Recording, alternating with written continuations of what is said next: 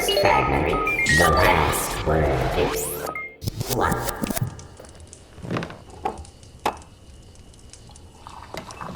I'm writing this from memory. Some mine, but not all. Facts won't sync with the reality, but they'll be close. And there's no one to say otherwise.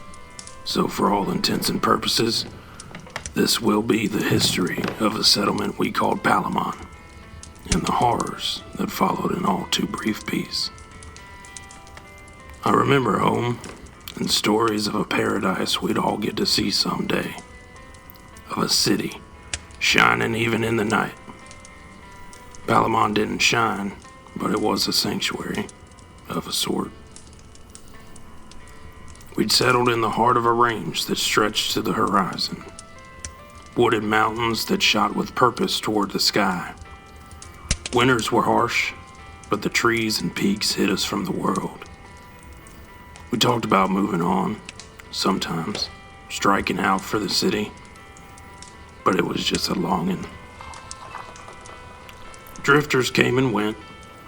On occasion they would stay, but rarely. We had no real government, but there was rule of law.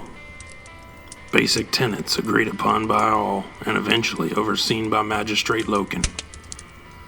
And there you have it. No government, till there was. I was young, so I barely understood. I remember Loken as a hard-working man who just became broken. Mostly I think he was sad. Sad and frightened. As his fingers tightened on Palamon, people left. Those who stayed saw our days become gray. Loken's protection from the fallen, from ourselves, became dictatorial. Looking back, I think maybe Loken had just lost too much of himself, his family. But everyone lost something, and some of us had nothing to begin with.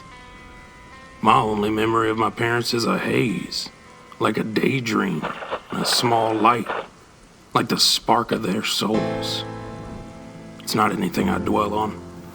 They left me early, taken by dregs. And Palamon raised me from there. The family I call my own, or called my own, cared for me as if I was their natural-born son. And life was good. Being the only life I knew, my judgment is skewed. And it wasn't easy, pocked by loss as it was. But I would call it good. Until, of course, it wasn't. Until two men entered my world. One a light, the other the darkest shadow I would ever know.